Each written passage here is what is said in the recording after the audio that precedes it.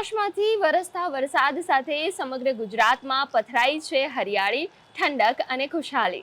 નદીઓ છલકાઈ રહી છે અને જળાશયોમાં નવા નીર આવ્યા છે અને જગતના તાતના ચહેરા પર સ્મિત ખીલી ઉઠ્યું છે.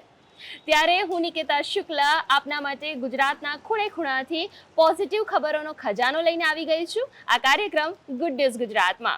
તો રાશાની ચાલો શરૂ કરીએ સકારાત્મક ખબરોની આજની કડી ગુડ ન્યૂઝ ગુજરાત. શિક્ષણમાં સાચો બદલાવ ત્યારે આવે છે જ્યારે આધુનિક સુવિધાઓ સાથે સેવાભાવ પણ જોડાય. એક તરફ ખેડાની પીએમ શ્રી સરકારી સ્માર્ટ શાળા જે શિક્ષણ સાથે આધુનિક સુવિધાઓ અર્પી રહ્યું છે, તો બીજી તરફ દાદરા નગર હવેલીમાં એક દંપતી પોતાના ઘરને હોસ્ટેલમાં ફેરવી આદિવાસી બાળકોના જીવનને નવી દિશા અર્પી રહ્યું છે. તફાવત બે અલગ છે, પરંતુ સંદેશ એક જ છે કે ગુણવત્તાયુક્ત શિક્ષણ અને સમર્પણ દ્વારા અનેક લોકોના જીવન બદલી શકાય છે. આધુનિક સુવિધાઓ અને સમર્પિત શિક્ષણ જ્યારે એક સાથે આવે છે ત્યારે શિક્ષણનું સાચું પરિવર્તન જોવા મળે છે. ખેડા જિલ્લાના ચકલાસી ગામની પીએમ શ્રી સરકારી શાળામાં સ્માર્ટ ક્લાસ, એસી, સોલાર સિસ્ટમ, સાયન્સ લેબ અને રમતગમત જેવી આધુનિક સુવિધાઓના કારણે વિદ્યાર્થીઓ હવે પ્રાઇવેટ શાળાઓ છોડીને સરકારી શાળામાં પ્રવેશ લઈ રહ્યા છે.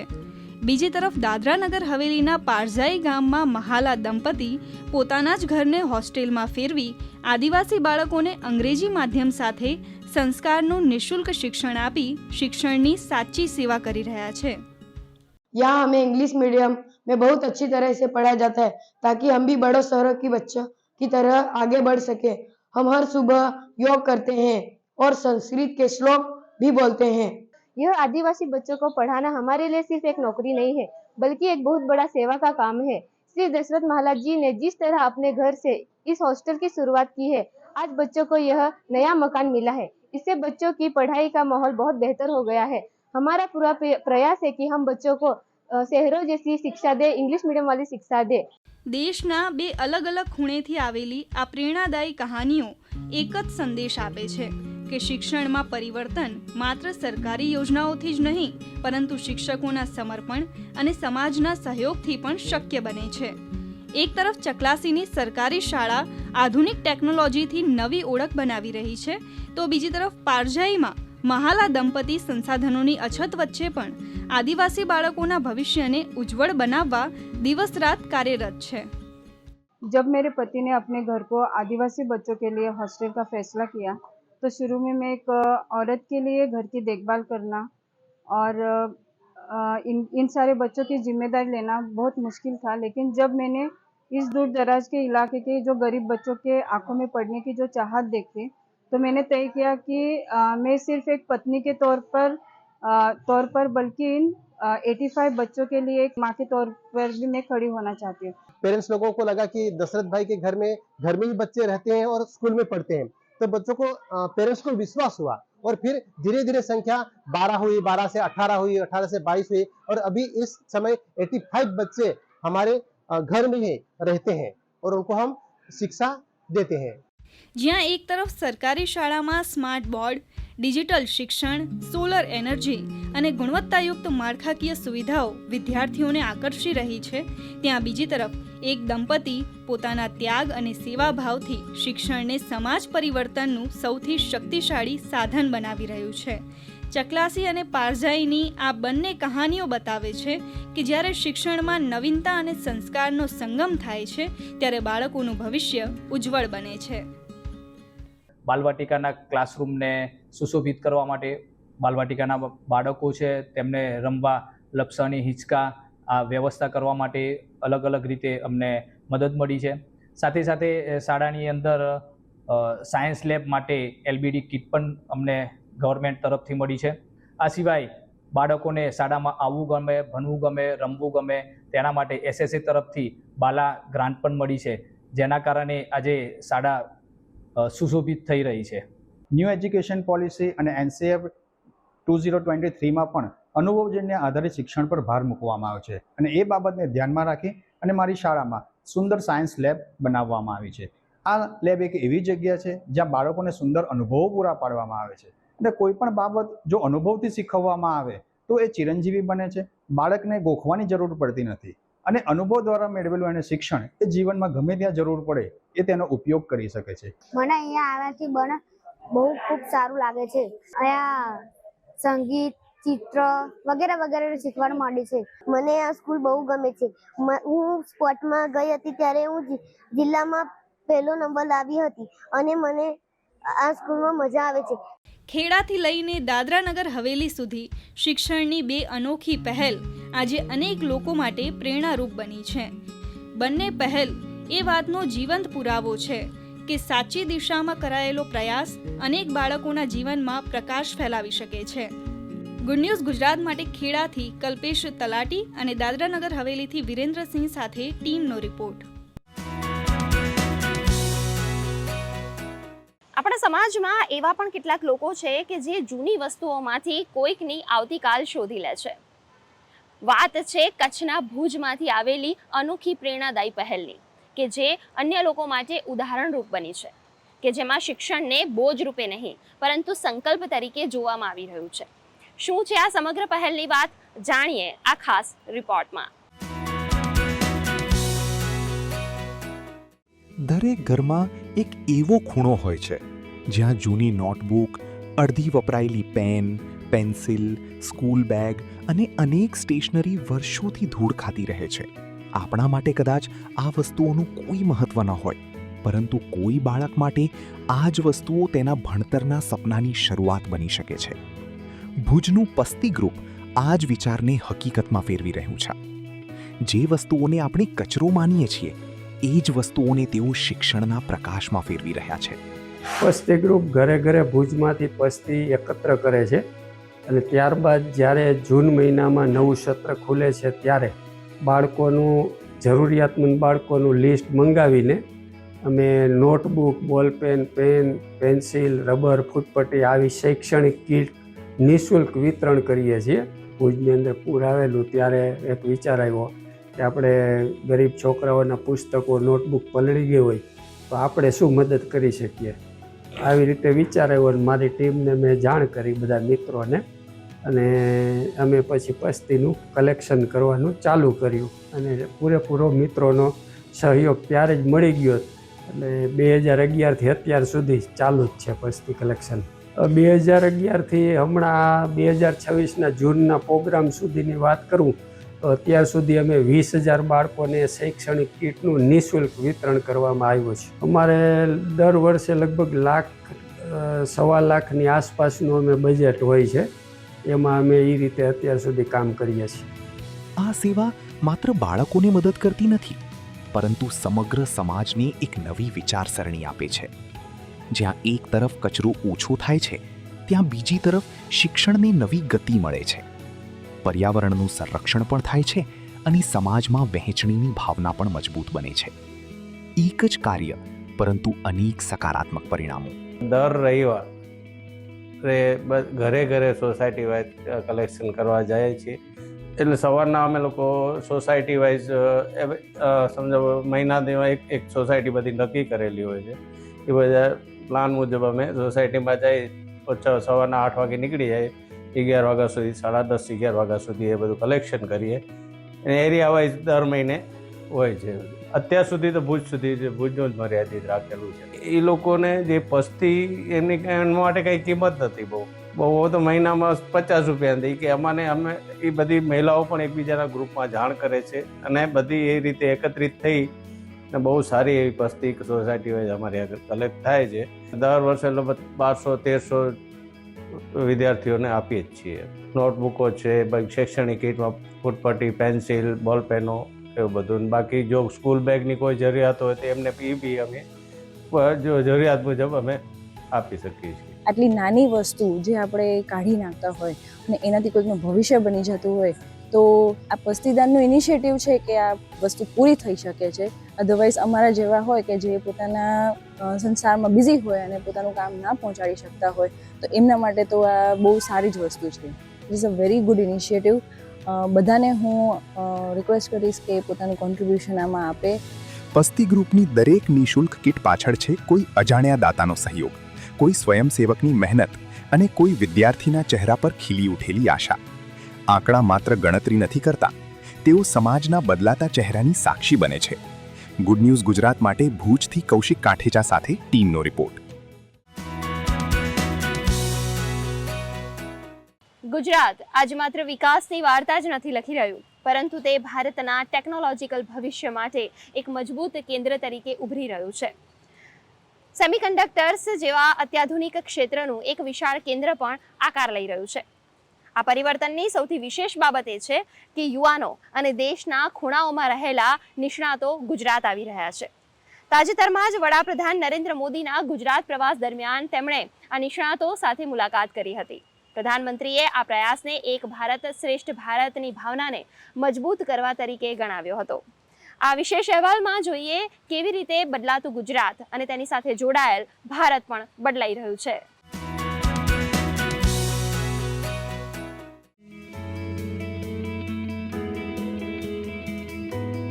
આ છે ગુજરાતનું ઉભરતું સેમિકન્ડક્ટર ઇકોસિસ્ટમ, જ્યાં અત્યાધુનિક ટેકનોલોજી સાથે દેશના ભવિષ્યના ચિપ્સ તૈયાર થઈ રહ્યા છે.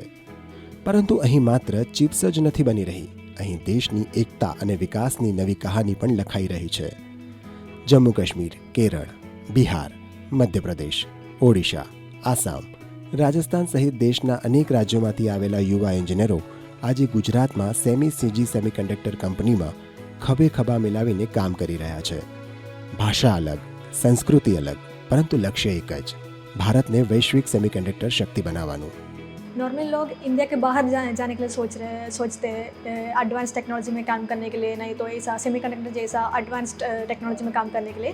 लेकिन जब मेरे को ये अपॉर्चुनिटी मिला और मेरे को लगा कि मैं इंडिया में रह के इतना एडवांस टेक्नोलॉजी में काम कर सकती हूँ, मैं बहुत खुश थी. और मैं केरला से गुजरात शिफ्ट हो गई और इधर ज्वाइन होने के बाद मेरे को ऐसा एक अपॉर्चुनिटी मिला. इंटरनेशनल ट्रेनिंग दिया गया था CGSMB से, और हमको वो इंटरनेशनल ट्रेनिंग में हमको सेमीकंडक्टर मैन्युफैक्चरिंग के सारे चीज़ों के ट्रेनिंग मिला था. और इसमें कितना प्रिसिशन और टेक्नोलॉजी यूज़ किया जाता है वो सब हमको सिखाने के लिए मिला. मैंने कभी एज ए साउथ इंडियन मैंने कभी सोचा नहीं था कि मैं नॉर्थ इंडिया में काम करूँगी. मैं थोड़ा प्राउड हूँ कि मेरे को इधर आके इतना वेलकमिंग फील हुआ था. और इधर का भाषा भी मैंने थोड़ा बहुत सीख लिया, तो ये बहुत अच्छा फील हो रहा है कि मैं इंडिया का एक डिफरेंट पार्ट में काम कर रही हूँ. और मेरे को इतना सारा कनेक्शन्स ऑलरेडी बन चुकी है. મારા માટે એકચ્યુઅલી એ તો બહુ વધારે પડતું પ્રાઉડનો મુમેન્ટ છે, બિકોઝ મારે મારા ઘરથી બહુ વધારે દૂર જવું નથી પડતું. બિકોઝ આપણે સ્ટ્રગલ કરીએ છીએ પણ બહાર જવા પડે છે, પણ બીજા બહુ બધા ફેક્ટર્સ છે જે અફેક્ટ કરે છે જ્યારે આપણે બીજી જગ્યાએ જઈએ. બટ એ અમુક જે સોસાયટલ ફેક્ટર્સ છે એ મને અફેક્ટ નહીં કરતા, for example food and all. But અહીંયા તો મને બધું મળી જાય છે, એટલે એ મારી માટે એડવાન્ટેજ બી છે અને પ્રાઉડ બી છે. કોઈ પહેલી વાર ઘરથી હજારો કિલોમીટર દૂર આવ્યો છે તો કોઈ માટે આ પ્રથમ નોકરી છે, પરંતુ દરેકના મનમાં એક જ લાગણી છે, ગર્વ, કારણ કે વિશ્વ સ્તરની તક હવે પોતાના દેશમાં મળી રહી છે. मैं एक गांव की एक पहली लड़की हूँ जो अदर स्टेट में गुजरात में आके जॉब कर रही हूँ. क्योंकि होता है ना कि किसी के घर वाले बाहर भेजने को नहीं देखते, पर मेरी फैमिली ने मुझे सपोर्ट करके बाहर भेजाया पढ़ने के लिए और यहाँ पर जॉब के लिए भी भेजाया. अब मुझे लगता है कि मुझे देख के मेरे गांव के परिवार वाले जो है ये मेरी जैसी लड़कियों को बाहर जॉब करने के लिए भेजाएगा. क्योंकि मैं यहाँ पर आके बहुत कुछ सीख रही हूँ, अच्छा कुछ कर रही हूँ, सेल्फ डिपेंड हूँ. तो मुझे देखकर मेरे गांव वाले बहुत खुश होते हैं, लड़की कुछ तो कर रही है बाहर जाके. मेरे पापा ऐसे इलेक्ट्रिकल बैकग्राउंड से आते हैं, बट उनके पास कोई डिग्री नहीं थी. तो पापा का हमेशा से सपना, मेरा हमेशा सपना था कि पापा की डिग्री तो नहीं है लेकिन मैं डिग्री लेके दिखाऊंगा. इसी वजह से मैंने इलेक्ट्रॉनिक्स एंड कम्युनिकेशन चूज़ किया. और गुजरात में आने के बाद जो मेरी लाइफ में वो चेंजेस आई, वो बहुत ज़्यादा चेंजेस आई, बिकॉज द ग्रोथ जो हम लोग को मिला as compared to other state. आप देखा जाए ना तो इंजीनियरिंग कॉलेज में फीस भी बहुत ज़्यादा होती है, बट यहाँ पे मैंने मात्र 10,000 में मैंने 4 साल पढ़ाई की और उसके बाद अच्छी जॉब भी लगी, और इसके कारण मेरे घर वाले बहुत खुश हैं. તાજેતરમાં વડાપ્રધાન નરેન્દ્ર મોદીએ પણ આવા યુવાનો સાથે સંવાદ કર્યો, તેમના અનુભવો જાણ્યા અને કહ્યું કે જ્યારે દેશના દરેક ખૂણાના યુવાનો એક સાથે મળીને ભારતના ભવિષ્ય માટે કામ કરે છે, ત્યારે જ એક ભારત શ્રેષ્ઠ ભારતનો સાચો અર્થ સાકાર થાય છે. सेमीकंडक्टर इकोसिस्टम का मतलब सिर्फ एक फैक्ट्री नहीं होता है. ये इकोसिस्टम मशीन बनाने वाले, design engineer, research institution, logistic network और स्किल टेक्नीशियंस, ऐसे अनेक लेयर्स के से मिलकर के बनता है. सबके तालमेल से एक चिप तैयार होती है। भारत भी सेमीकंडक्टर इकोसिस्टम की पूरी वैल्यू चेन पर फोकस कर रहा है। हायर स्टडीज़ के लिए अहमदाबाद आना पड़ा क्योंकि वहाँ पे ज़्यादातर टूरिज़्म डिपेंडेंट ही है रोज़गार, और मेरे को कुछ अलग करना था, इसलिए मैं वहाँ से निकल के अहमदाबाद आ गया। यहाँ से मैंने अपनी बैचलर्स डिग्री प्राप्त की इलेक्ट्रॉनिक्स में, एंड उसके बाद कॉलेज प्लेसमेंट से ही मेरा सीजी सेमी में सिलेक्शन हो गया। और सीजी सेमी ने एक नया प्लेटफॉर्म दिया मेरे को, नई टेक्नोलॉजी सीखने का मौका दिया, क्योंकि सेमीकंडक्टर इंडिया में अभी नया है। और ये एक ISM की द्वारा लिया गया बहुत ही अच्छा स्टेप है, जो कि पूरी हमारे लिए एक नया रोजगार है, नया ફિલ્ડ હે, જ્યાં દેશના દરેક ખૂણાના સપનાઓને એક સરનામું મળે, જ્યાં વિવિધતામાં એકતા માત્ર સૂત્ર નહીં પરંતુ રોજિંદી હકીકત બની જાય, અને જ્યાં દરેક યુવાનના પ્રયાસથી આત્મનિર્ભર ભારતનું ભવિષ્ય ઘડાય, ત્યાં સાચા અર્થમાં સાકાર થાય છે એક ભારત શ્રેષ્ઠ ભારત. કૃણાલ ચૌહાણ સાથે સુમન બોરાનાનો રિપોર્ટ.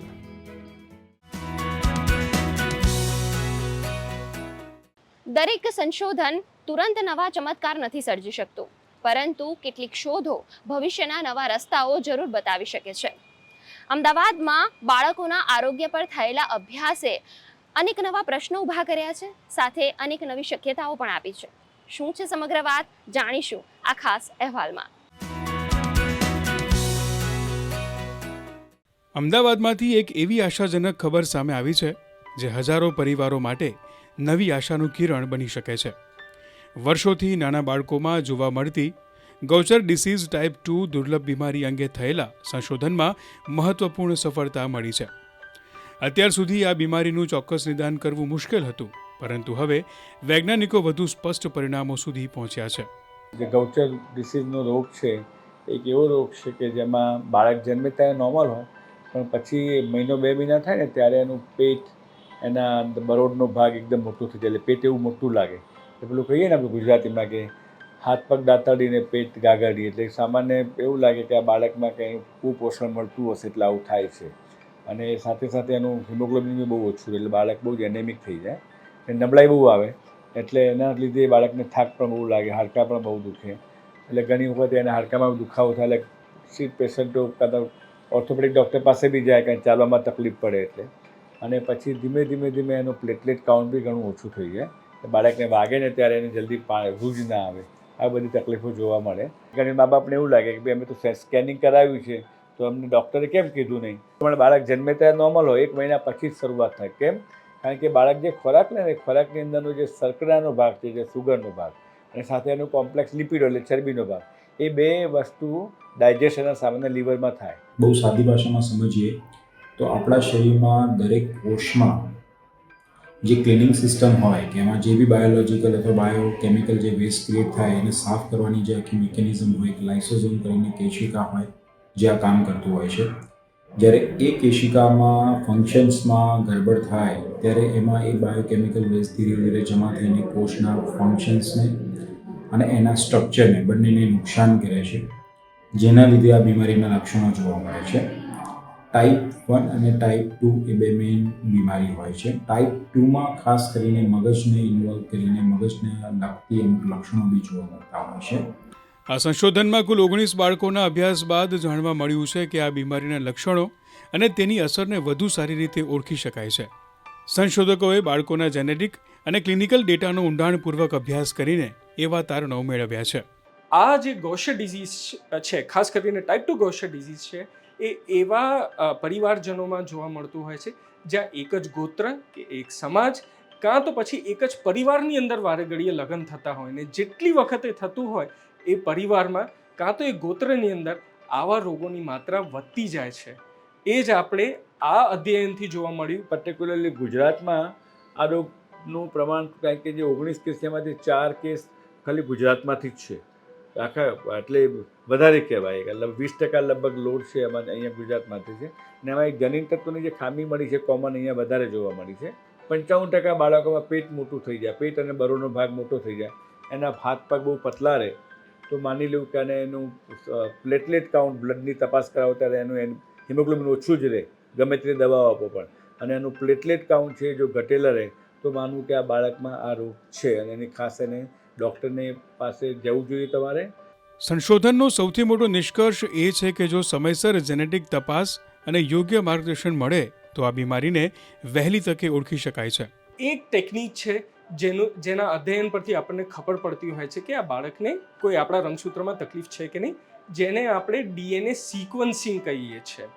સિક્વન્સિંગ એટલે શું કે આપણા જે રંગસૂત્ર છે એ 300 કરોડ અક્ષરોની શ્રૃંખલા છે અને આ પદ્ધતિથી આપણને આખા 300 કરોડ અક્ષરોની શ્રૃંખલાને વાંચવાની પદ્ધતિ મળતી હોય છે, એક રીત મળતી હોય છે ને એ રીત પરથી આપણે આપણા કમ્પ્યુટરની અંદર મૂકી શકીએ છીએ અને જાણી શકીએ છીએ કે કઈ જગ્યાએ કોઈ ખોડખાપણ થઈ છે, કોઈ અક્ષરોની ફેરફાર થઈ ગઈ હોય, કાં તો અક્ષરો ભૂસાઈ ગયા, કાં તો અક્ષરોની આખી નવી શ્રૃંખલા જ એડ થઈ ગઈ હોય, જેના પરથી આવા પ્રકારના દુર્લભ રોગો થતા હોય છે. આજકાલના દુનિયાની અંદર કે જ્યાં લગ્ન પહેલાં આપણે જાણવા માંગતા હોઈએ, કાં તો પહેલું બાળક આપણે રાખીએ એના કરતાં પહેલાં જાણવું હોય કે આપણે દુર્લભ રોગો માટે વાહક છે કે નહીં, તો આ જ ટેકનિક આપણે વાપરી શકીએ છીએ અને જાણી શકીએ છીએ કે 7000 દુર્લભ રોગોમાંથી કોઈ પણ દુર્લભ રોગ માટે આપણે પોતે વાહક છે કે નહીં, ને અગર હોઈએ તો આપણે આવનારા પેઢીમાં આવવાથી આપણે આને રોકી શકીએ.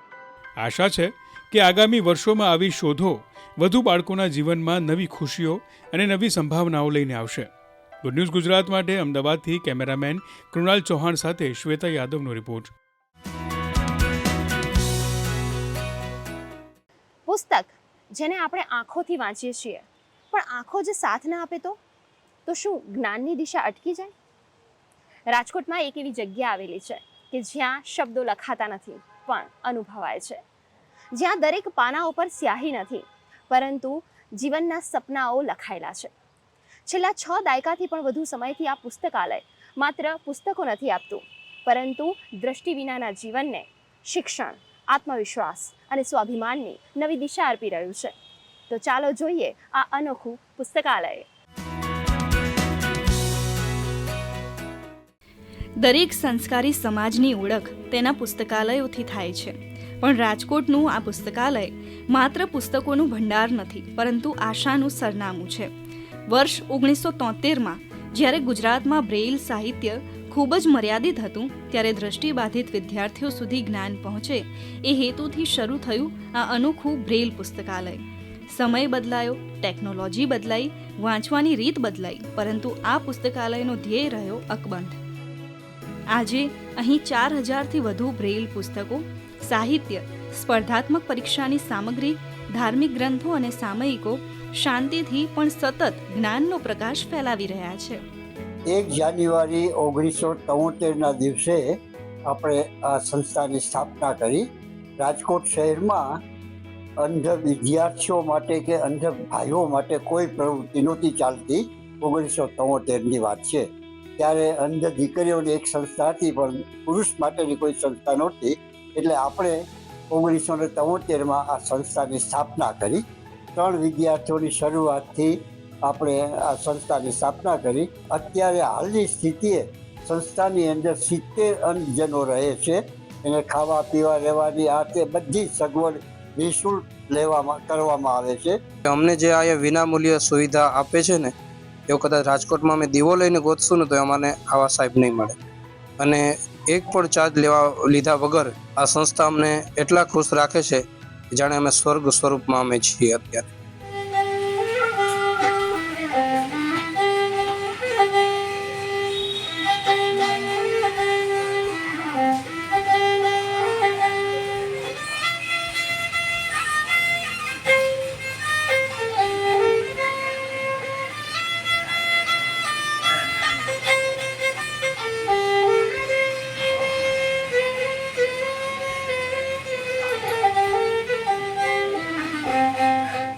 હું અહીંયા 23 વર્ષ જેવું થઈ ગયું મારે, અને હું અહીંયા એ માટે આવ્યો હતો કે અહીંયા અમારે ફિઝિયો સેન્ટર ચાલતું, એટલે મને ફિઝિયોનો બહુ શોખ હતો અને સંગીતનો પણ શોખ હતો.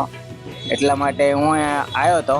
તો મેં ફિઝિયો પણ કર્યું, પછી સંગીતની સાથે સાથે મને સંગીતના પણ બહુ કાર્યક્રમ મળવા માંડ્યા, એટલે હું અહીંયા જઉં છું. સંસ્થાનો મુખ્ય હેતુ એક જ છે કે અંધજનોને શિક્ષણ, રોજગાર અને પુનર્વસન આપી સમાજમાં સ્વાવલંબી બનાવવાના, આર્થિક રીતે સદ્ધર બને એ પ્રયાસો કરવાનો સંસ્થાનો મુખ્ય હેતુ છે. સંસ્થા અત્યારે જુદી જુદી 8 થી 10 પ્રવૃત્તિઓ ચલાવે છે, જેવી કે અંધજન છાત્રાલય, બ્રેલ લિપિની લાઇબ્રેરી, બ્રેલ લિપિનો પ્રેસ, બ્રેલ સંદેશ નામના સામાયિકનું પ્રકાશન, અંધજન વૃદ્ધાશ્રમ, નેતર ઉદ્યોગ, અતિથિ ગૃહ, આ બધી પ્રવૃત્તિઓ સંસ્થા કરે છે. અત્યારે 73 થી માંડી અત્યાર સુધીમાં 400 થી 500 એવી વ્યક્તિઓ મળશે સંસ્થાની અંદર, સંસ્થાનો લાભ લઈને ગયા હોય અને પછી સમાજમાં પુનઃસ્થાપિત થયા હોય. સંગીત શિક્ષક તરીકે ત્યાં હોય, મસાજીસ્ટ તરીકે ત્યાં હોય, હોસ્પિટલો, બેંકોમાં, રેલવેમાં, અત્યારે તો બધી જગ્યાએ છોકરાઓને અંધજનોને નોકરીઓ મળે છે અને સારી રીતે ફક્ત નોકરી મળે એટલું જ નહીં, પણ એવો સારી અવસ્થામાં હોય તો એના લગ્ન કરાવવામાં પણ સંસ્થા મદદરૂપ બને છે અને એનો સામાજિક જીવન સારામાં સારું ચાલે એ દ્રષ્ટિએ પણ સંસ્થા ખૂબ કામ કરી રહી છે. ખેલ મહાકુંભની અંદર અમારી સંસ્થાનો બહુ મોટો ભાગ ભજવે છે અને વિદ્યાર્થીઓને સારામાં સારા ઇનામો મળે છે. હું રાજકોટની અંદર 15 વર્ષ ત્યાં એકણા રહું છું. પહેલાં હું કારખાનામાં કામ કરતો હતો ને હવે મેં મારો પોતાનો બિઝનેસ એકણે અંધજન કલ્યાણ મંડળ રાજકોટ ખાતે રહેવા જમવાનું મફત, એટલે એમાં હું રહી અને આવી રીતે મારી રીતના સ્વરોજગાર હું કરું છું. અત્યારે છત્રી વેચું છું. શિયાળો આવશે ત્યારે હું ગરમ કોટ, હાથ મોજા, પગ મોજા, મફલર એવું બધું વેચું. શિયાળો પૂરો થાય પછી છૂટક ધંધો, હેન્ડસ્ફ્રી, ચાર્જર, બ્લૂટૂથ એવું બધું. રાજકોટનું આ પુસ્તકાલય બ્રેલ પુસ્તકોનું સંરક્ષણ તો કરે જ છે, સાથે સાથે બ્રેલ પ્રિન્ટિંગની સેવા, સામયિકોના પ્રકાશન અને ટપાલ દ્વારા ગુજરાત સહિત દેશના વિવિધ વિસ્તારોમાં પુસ્તકો પહોંચાડવાનું કાર્ય પણ કરે છે, જેથી દૂર ગામમાં રહેતો કોઈ પણ વિદ્યાર્થી જ્ઞાનથી વંચિત ન રહી જાય. ગુડ ન્યૂઝ ગુજરાત માટે રાજકોટથી રવિ મોટવાણીનો રિપોર્ટ. તો દર્શક મિત્રો, આ હતો આજનો અમારો સકારાત્મક ખબરોનો કાર્યક્રમ ગુડ ન્યૂઝ ગુજરાત. આપ આપના અભિપ્રાય અને આવી જ ગુડ ન્યૂઝ અમને મોકલી શકો છો. અમારું ઈમેલ આઈડી છે goodnewsgujarat@gmail.com. આ એપિસોડ આપ અમારી YouTube channel DD news Gujarati પર પણ નિહાળી શકો છો. તો આ સપ્તાહે માત્ર આટલું જ. આવતા સપ્તાહે ફરીથી મળીશું. ત્યાં સુધી અમારી સમગ્ર ટીમને રજા આપશો. ધન્યવાદ.